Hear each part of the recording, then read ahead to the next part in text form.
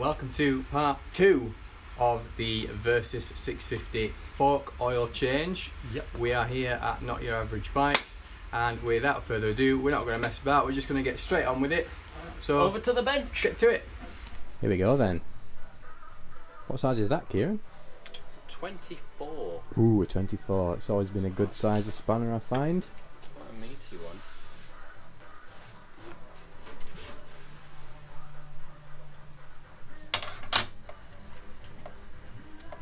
There it comes.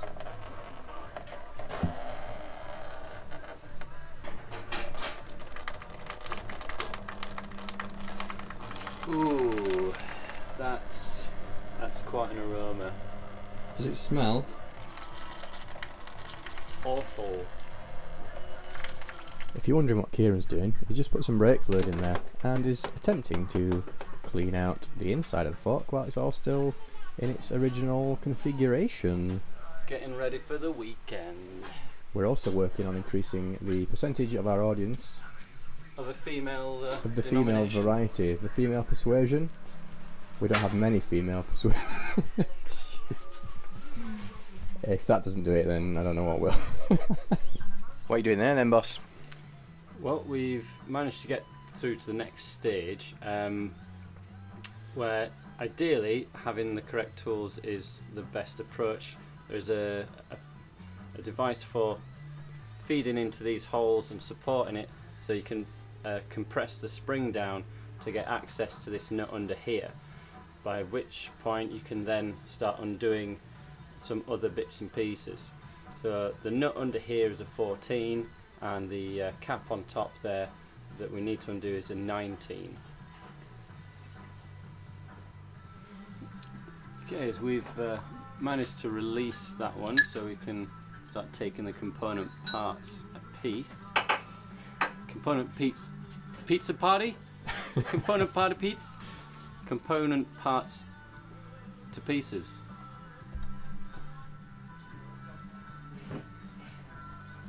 Yeah, there's the old in the face. Oh dear. Oh dear.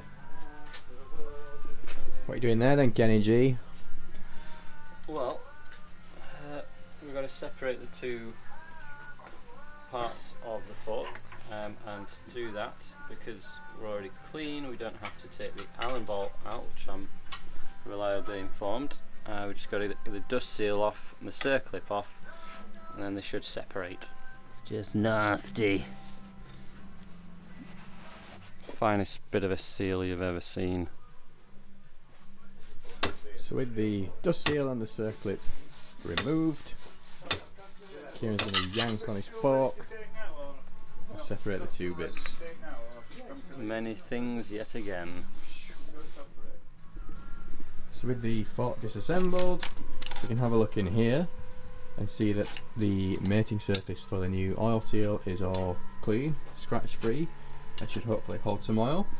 So Kieran is just removing the components from this. What was the first one there? So that would be, I think, the outer fork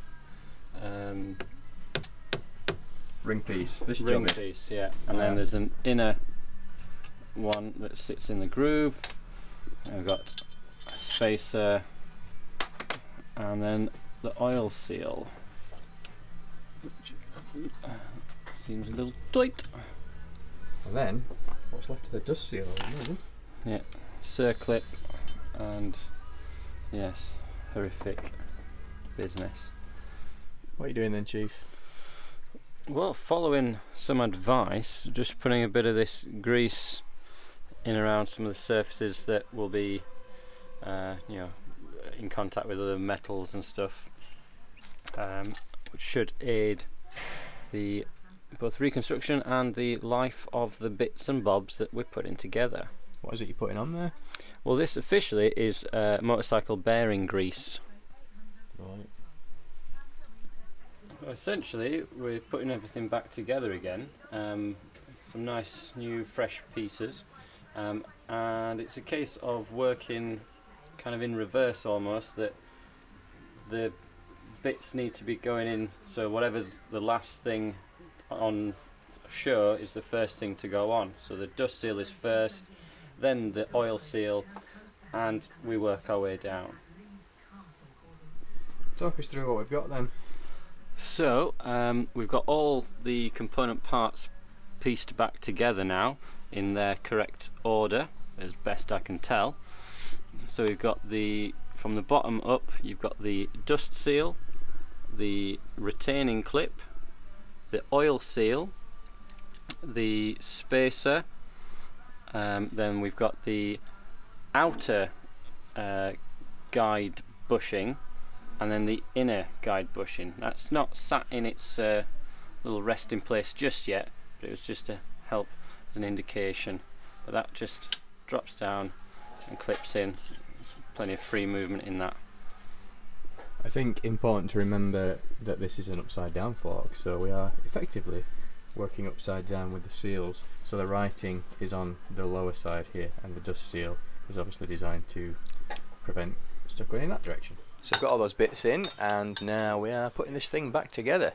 So I get that slotted in there, and then we'll get the fork seal driver to put the outer guide bushing in first, and then the oil seal, and then the dust seal. Yeah, that's as far as it'll go with that driver at this stage. What size was it, that one? 41 mil. Yeah. Excellent. So that's the outer guide bushing. Slam down into there. What's next? More stuff. Oil seal next, I think.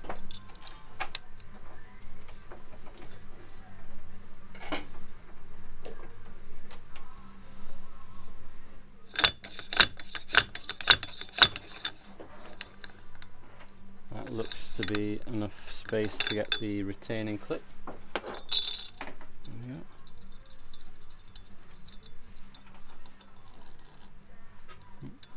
Dust seal then.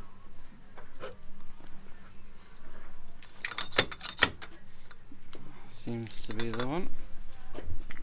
Time for fork oil then. Yar. How much? In this particular, being the right leg, it is suggesting, or telling me, I need 478 mil, give or take 2.5. Okay. What weight have you gone for?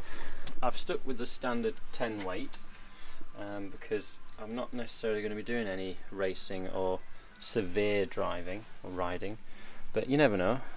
Full speed everywhere. Spring going in then. And the whole of the top jobby going in. Yeah. Cool. Right, we're in the fork spring compressor. We are compressing the fork spring.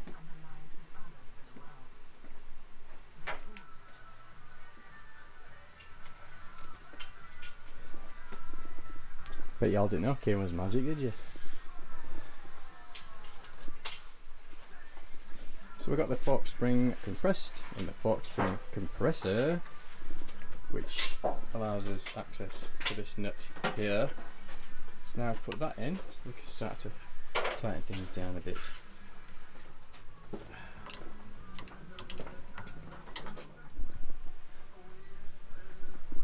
So as you can see, Kieran is releasing the pressure on the fork spring compressor and guiding all the bits home safely. Nice and steady, just to make sure that nothing's in a bit of a jaunty angle and messes things up. But that seems to be going So we're nearly there, folks. nicely. Bear with us. So with all that back in place, we're more or less back where we started. We just put the top cap on with the 24, and then we've got a little bit of cleaning of oil to do, and then that's this one done. We're moving over to the other one. My question to you, Kieran, is could we have done that without the fork spring compressor?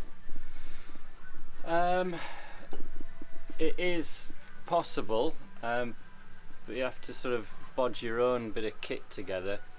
Just anything that can get these two prongs in, allowing you to press down. So a little bit of pipe, something that you've got a couple of holes either side, you can screw into, or some sort of monster of strength and grip. Well, that was my second question. Could you have just done that by hand, do you think?